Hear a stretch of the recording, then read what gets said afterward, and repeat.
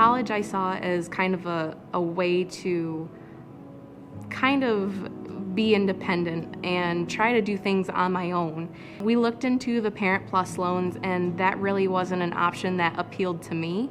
I just didn't like having the idea of my parents having responsibility. When I came to SVSU, we went through all my financial aid options, and it was actually offered a lot more than what I thought. And one of them was the Thompson scholarship. The scholarship was up to $5,000 a year.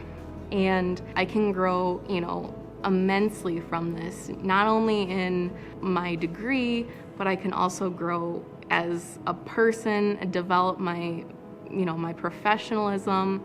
I would just really say thank you, because you don't get that opportunity every day. And that's one really special thing that, if you apply for the scholarship and if you were able to have this opportunity handed to you, it would be probably one of the best blessings that could come on your educational career.